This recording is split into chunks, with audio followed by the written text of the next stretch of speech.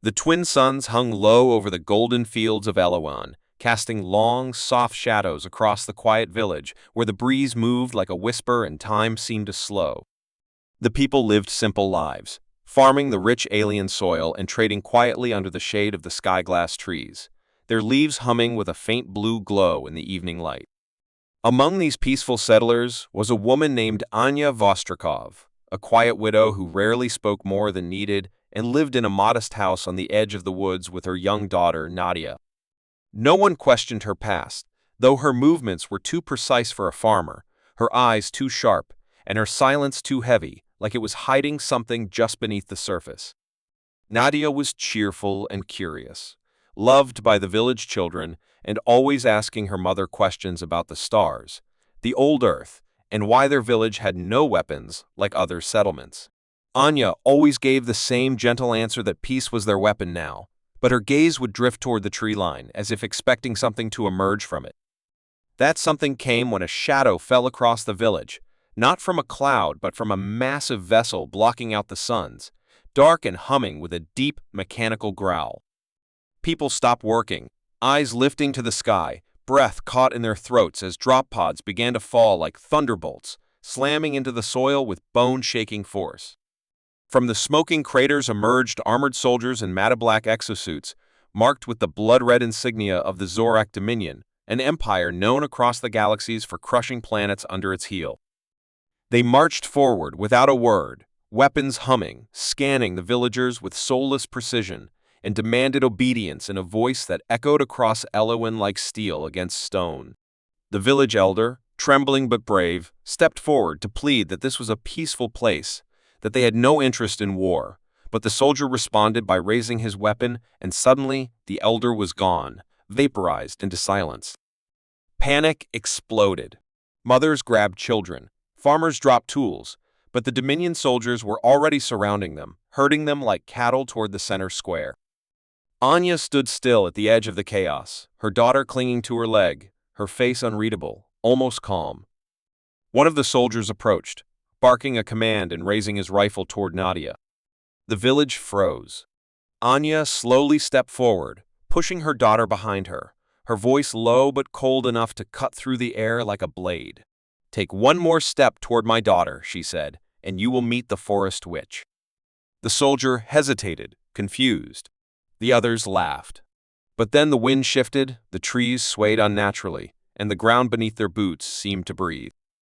Anya turned her head slightly, just enough to make eye contact with a younger farmer nearby.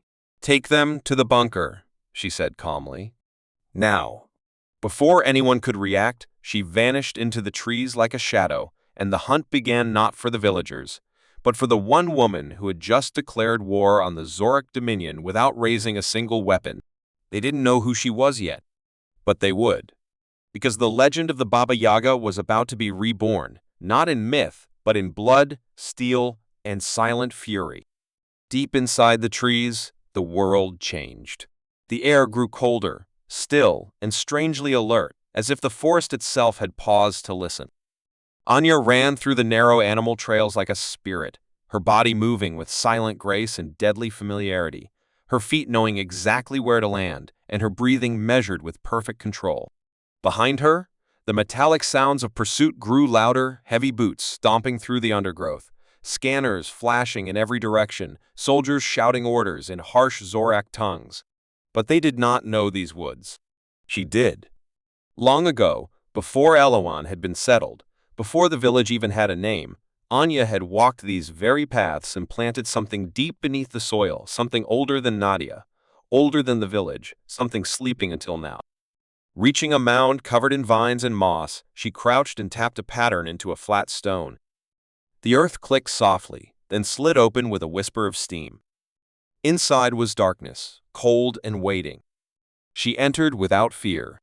Behind her, the opening sealed again, erasing every trace.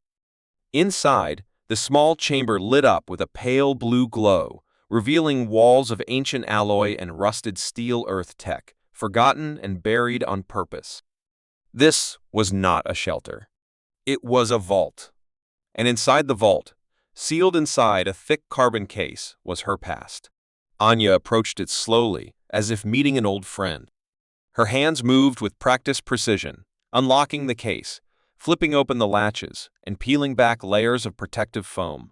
Inside was the exosuit, a dull black bodysuit lined with neural mesh and ghost-coated circuits that shimmered faintly under the light. It looked like nothing special, but it had once made her unstoppable. She had worn it through 13 shadow campaigns, across 4 systems, under the codename Baba Yaga. To her enemies, she had been death in human form. To her superiors, she had been a necessary monster. And then she disappeared, erased her name, vanished into peace. Until now, as she began putting the suit on. It seemed to wake with her, its systems humming faintly as it synced with her body.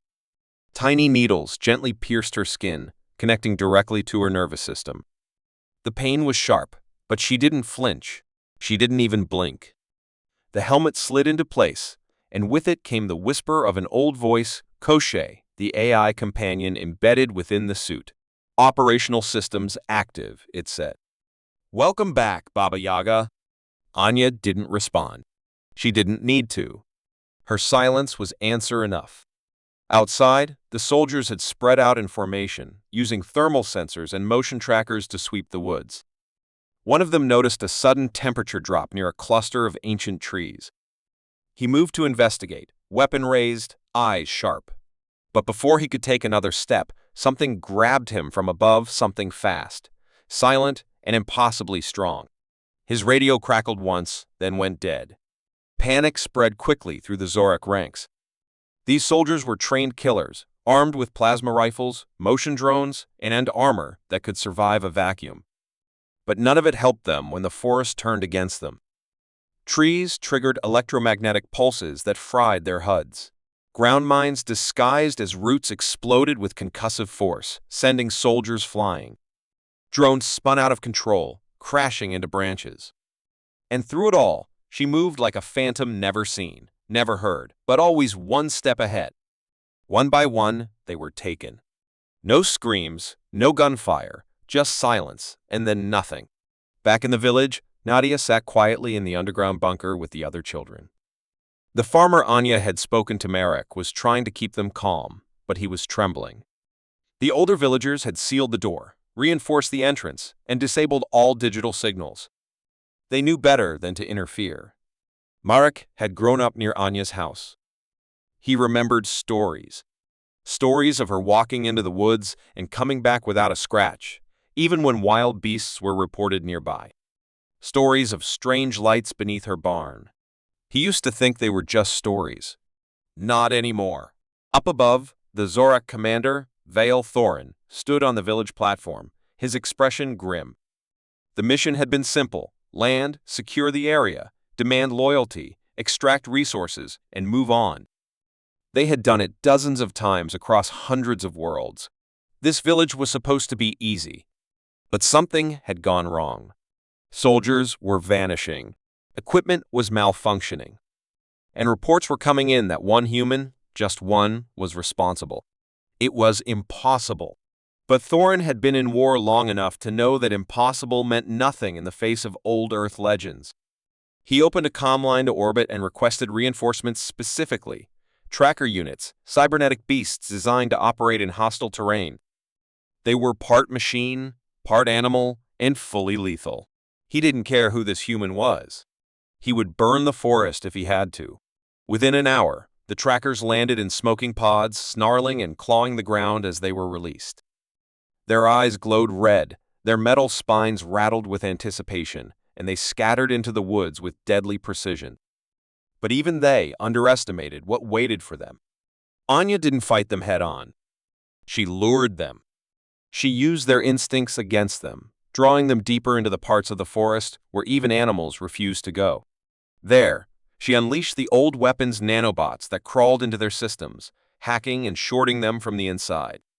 One by one, they collapsed, their glowing eyes flickering out.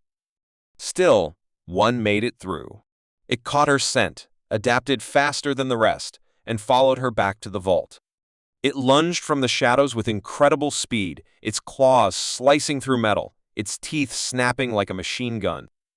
Anya dodged, rolled, and came up with a blade formed from her suit's left arm, a hard light edge that shimmered with pure energy.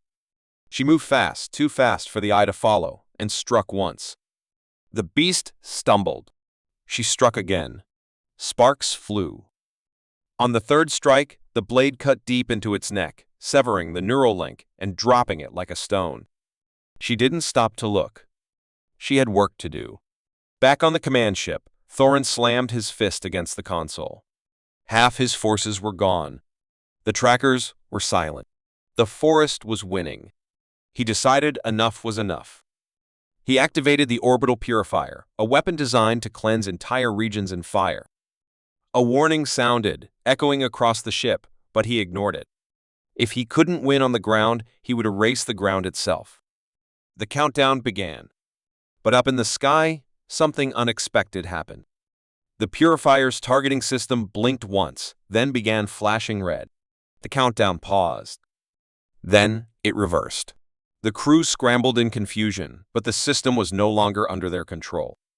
A foreign program had entered their network fast, silent, and deadly. Koshie. The AI had slipped in through an old satellite uplink, bypassed their firewalls, and taken over. The ship's weapons turned inward. The orbital purifier began charging not at the forest, but at the Dominion ship itself. Thorin screamed in rage, but it was too late. Anya had already moved. She'd hijacked a stealth pod from the woods, bypassed their orbital scanners, and was now on her way up. As the pod punched through the atmosphere, she stood in the cockpit, watching the stars get closer, her face calm, her heart cold. She wasn't just defending a village. She was sending a message. This was her home.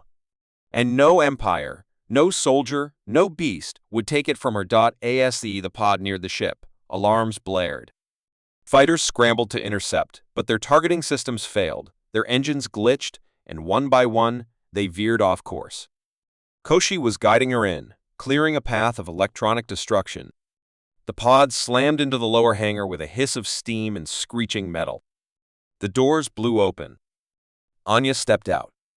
Inside the Dominion ship, soldiers prepared to defend. But they didn't know what was coming. They thought she was just a human. They were wrong. She was Baba Yaga. And the hunt had only just begun. The inside of the Zorak Dominion ship was nothing like the Peace of Elwyn. It was a maze of black metal, blinking red lights, echoing alarms, and the sharp stench of recycled air mixed with fear. Anya moved through it like she was born there, not walking, not even running, flowing, like water that had found the cracks in a wall.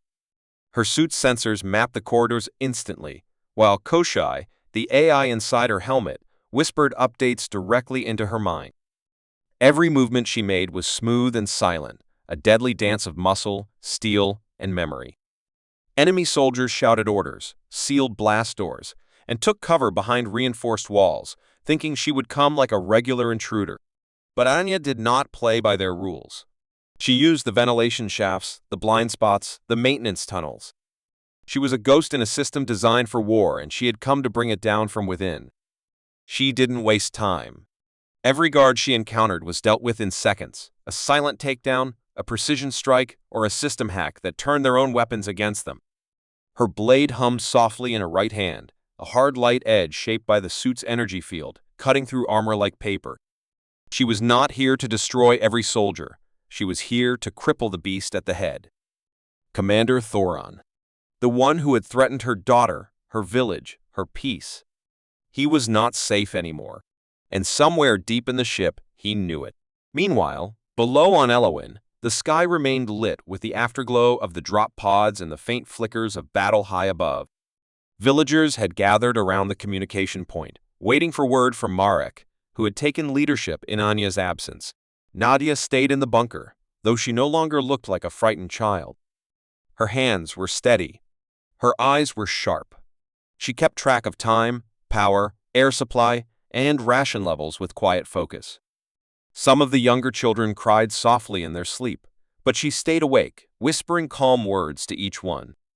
She trusted her mother would return, but she also knew her mother might never come back. Nadia had heard stories in secret, late at night, when adults thought she was asleep.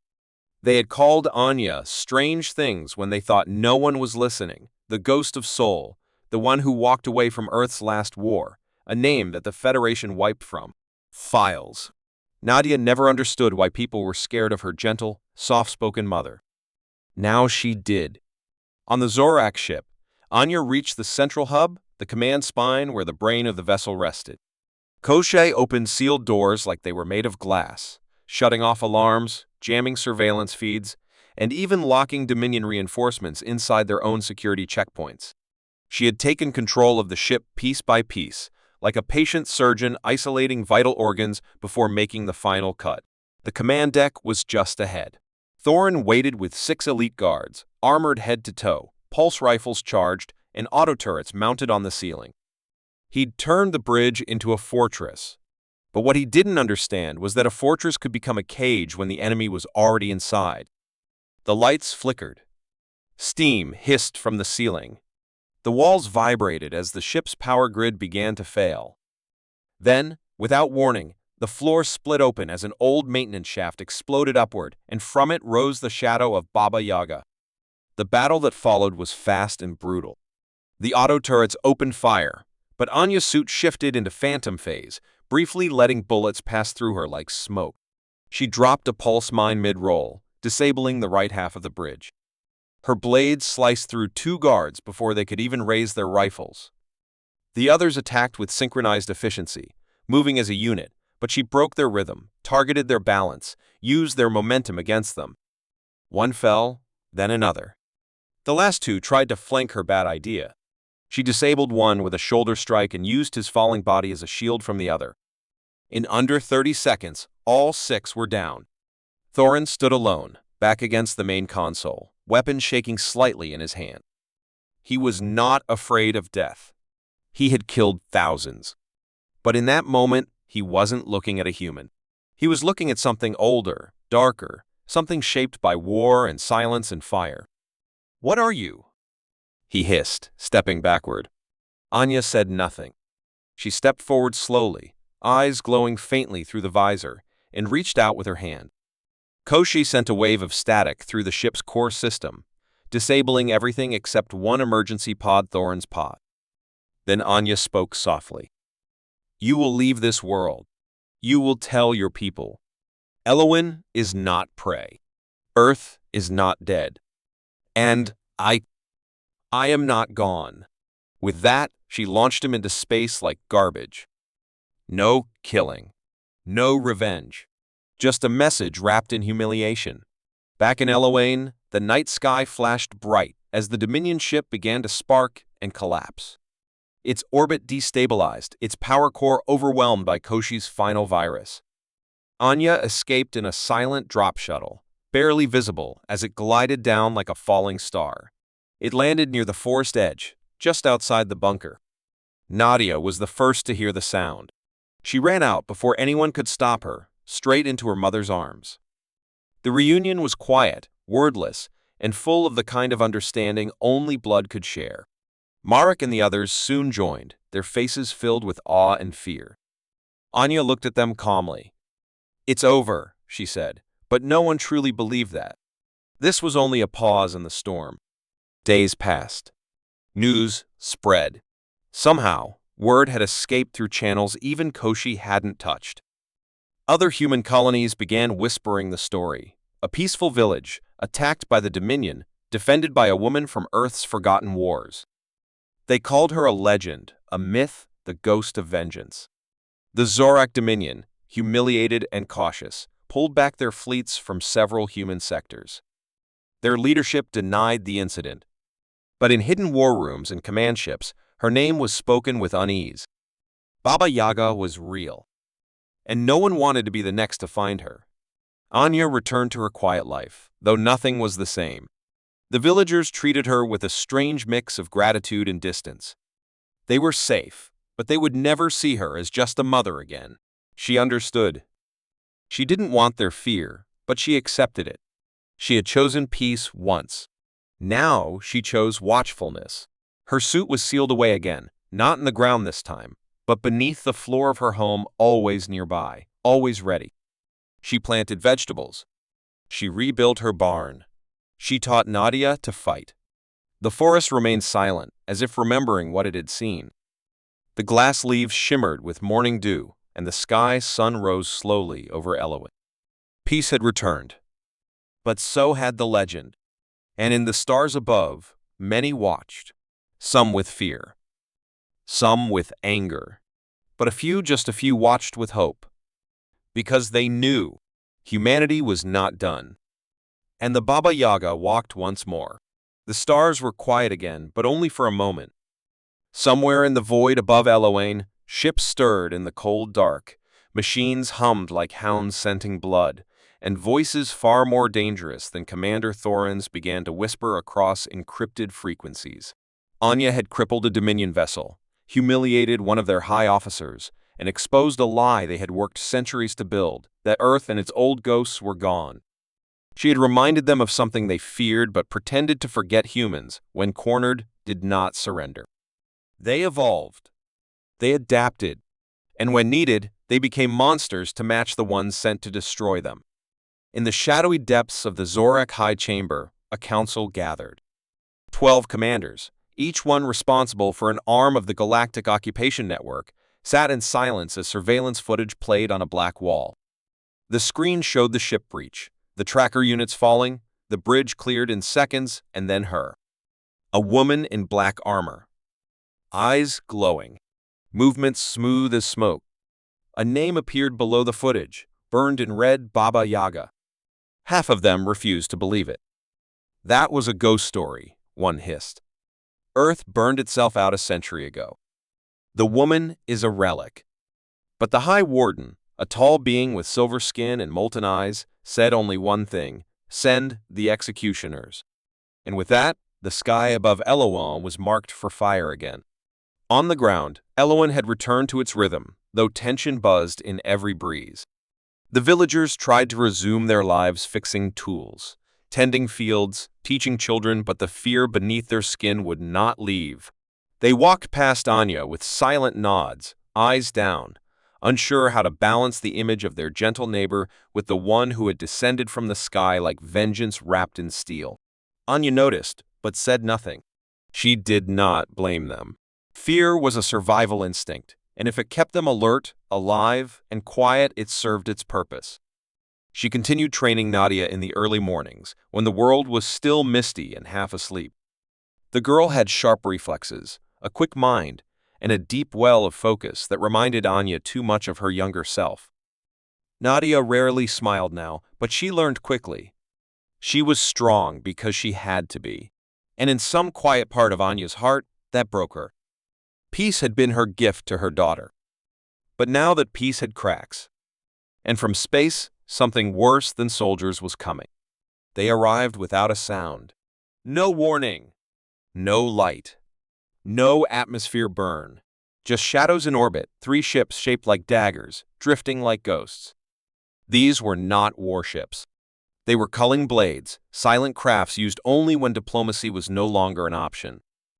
Their crews were small. 10 executioners each.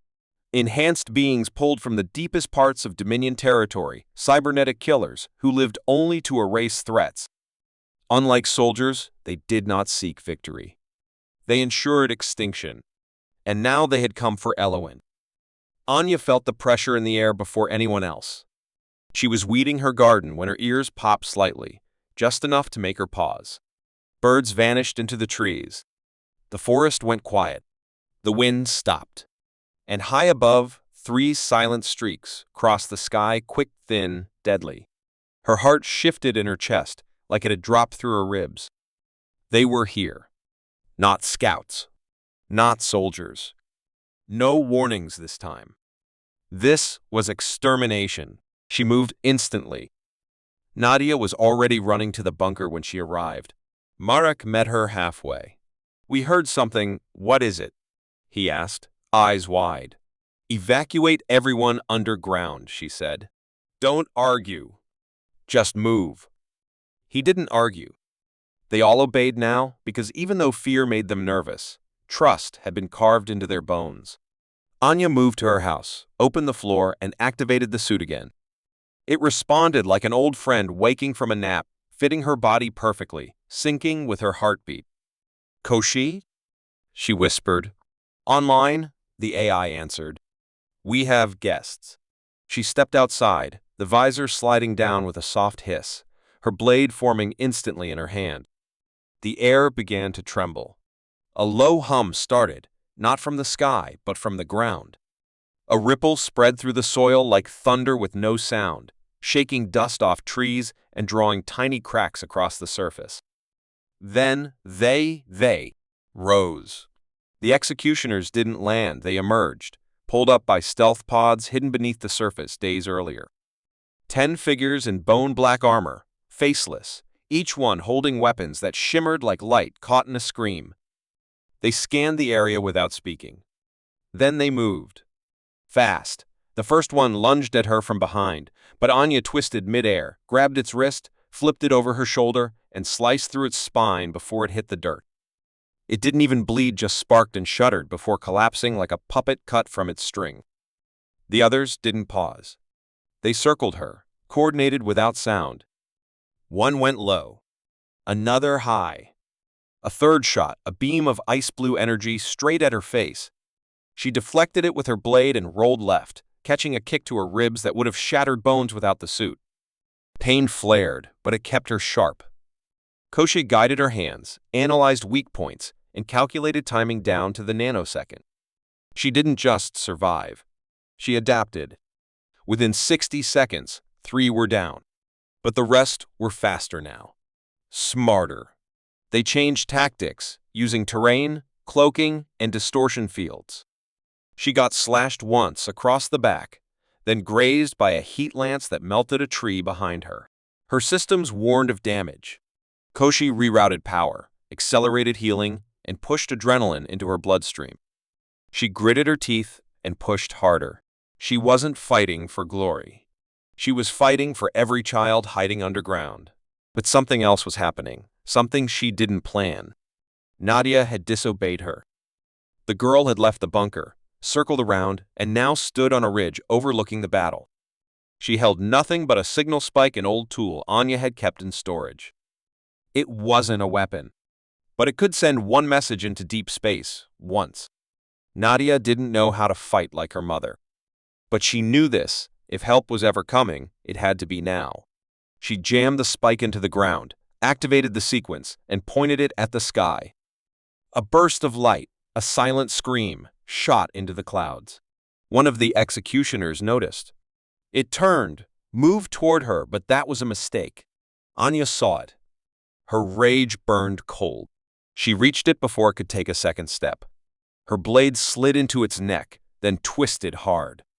Sparks flew. It dropped. Nadia's message had left the planet. The last 4 executioners formed a wall, activated a fusion charge, and prepared to destroy the entire area in a final sweep. They would turn the forest, the village, the people into nothing but ash. But Koshi saw the pattern, and Anya saw the chance. She dropped her weapon, ran directly into them, and triggered an EMP pulse from her suit full power. The cost was high. Her own systems glitched. Her suit sparked. Pain hit her like lightning. But it worked. The fusion charge stalled. The executioners froze. For 2 seconds, they were vulnerable. She used both hands. Her blade reformed. She struck. And struck again. And again. When the light cleared, they were all gone. The forest was burning. Smoke curled through the trees. And Anya stood in the center, breathing hard, blood leaking from her lip, her armor cracked, but standing. She looked toward the ridge. Nadia was safe. That was all that mattered. But in the sky, something heard the message. And it was not Dominion.it was Earth. The smoke above Elowin curled into the morning sky like a final breath held between 2 storms. Anya stood at the edge of the burnt forest, her armor cracked, her breath shallow, but her back unbent. Around her, broken machines, executioners, reduced to scrap, littered the ground like fallen statues. Every inch of her body screamed with pain, but none of it mattered. Nadia was alive. The village still stood. For now, that was enough. The silence that followed the battle was heavy, the kind that feels more like the pause between heartbeats than peace. Villagers emerged slowly from the bunkers and shelters. Their eyes, once filled with fear, now brimmed with disbelief. They had seen the fire in the sky, heard the war unfold above them, and now they looked upon the woman who had stood between them and total destruction. Anya said nothing. She walked back to her house, removed her helmet, and laid it beside the front step. Nadia ran into her arms and held her tightly. It could have ended there, in quiet victory. But above, far beyond the sky, something had heard Nadia's call. And it was coming.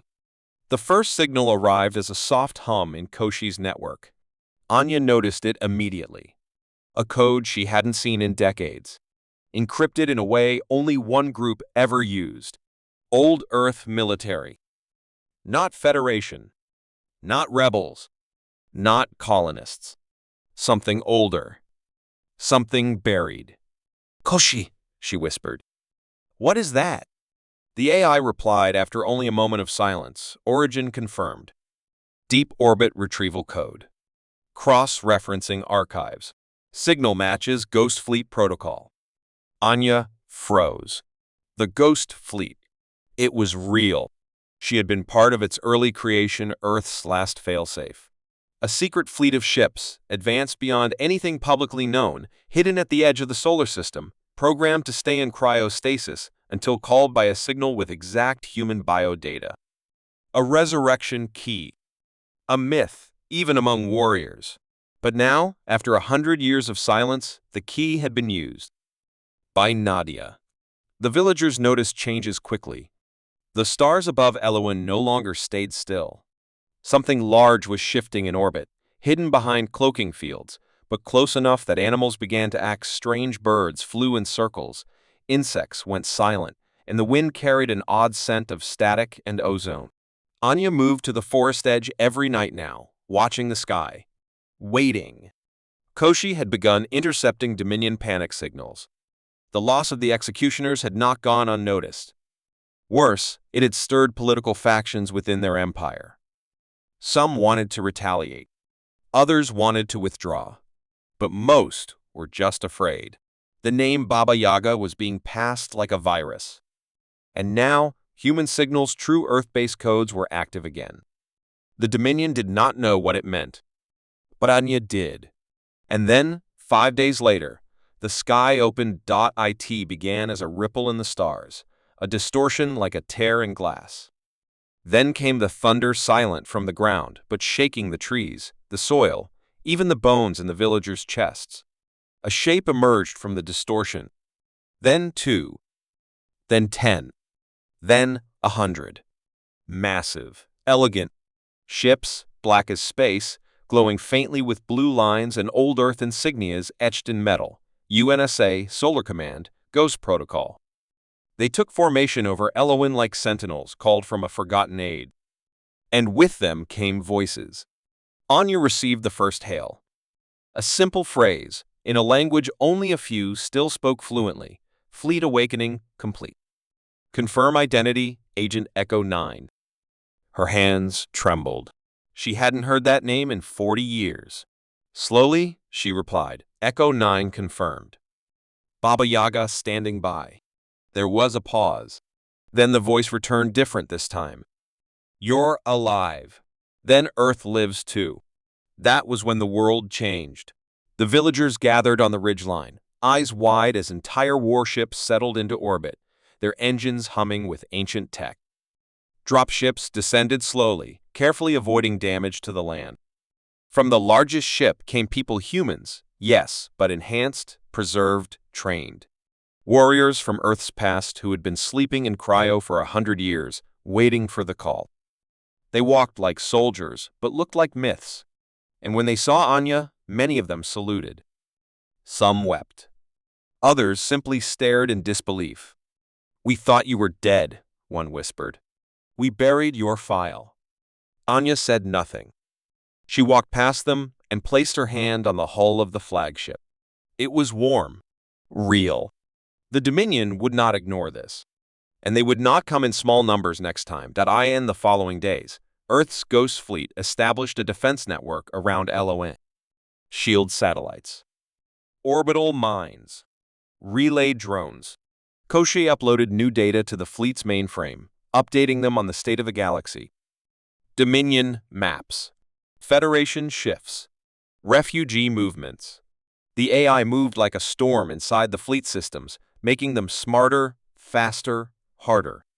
Anya spent long hours speaking with Admiral Varen, the man who now commanded the fleet. He'd once been a child soldier in her unit. He remembered the stories. Now he lived them. Together, they planned for what came next. Not just defense. Not just survival. Retaliation, because the Dominion hadn't just attacked a village. They had revealed a truth they had hoped would stay buried. Earth was not gone. And her people were not broken. The Ghost Fleet sent a signal back toward Sol. Not a distress call, an awakening. Other outposts, other cryopods, other hidden agents. All were being reactivated. All across human territory, eyes opened. People who had been waiting in silence, in hiding, now rose. Veterans. Scientists. Strategists. The best of humanity's lost age. And at the center of it all stood Anya. Not as a queen. Not as a commander. As a mother who refused to let her world be taken. As a woman who walked out of the fire and told the universe, enough. The Dominion's response came quickly. A fleet, massive, cruel, bristling with weapons, dropped from hyperspace on the edge of Eloin's system. They sent a message: surrender the artifact. Surrender the woman. Or be erased. It was the same voice that had spoken a month ago. The same cold confidence. But this time, Anya replied. Not with words. With action. The Ghost Fleet moved into position. Every ship locked weapons. Anya boarded the flagship, stood on the bridge beside Varen, and gave the order, fire. The battle was unlike anything Eloin or the Dominion had ever seen. Human ships, powered by forgotten Earth tech, danced through the stars like fireflies with teeth. Their weapons didn't just destroy, they dismantled. Precision strikes. Disruptor waves. Viral tech that turned enemy drones into allies. The Dominion fought hard. But they weren't ready for this. They had been fighting colonists, rebels, farmers, not warriors born of a world that had burned itself and survived. Not ghosts. One by one, their ships fell. The last one tried to retreat, but Anya's voice cut through the void. No survivors. When it was over, the sky above Eloin was clean again. Quiet. The people on the ground stared upward, not in fear, but in awe. Children laughed. Adults wept. And the stars no longer looked like a threat. They looked like home. Anya returned to the village with Nadia, walking slowly through streets filled with hope. People smiled now. They waved. They asked questions. And some even dared to dream again. The war was not over. It was only beginning. But now, Earth had returned. And the galaxy would remember her name. That night, under the twin moons of Eloin, Anya stood alone at the edge of the forest. She watched the wind stir the glass leaves. She felt the pulse of life in the soil, and she whispered a single promise to the sky. Never again. And far above, ships shaped like ghosts held their silent watch. Because humanity was home, and this time, they were ready.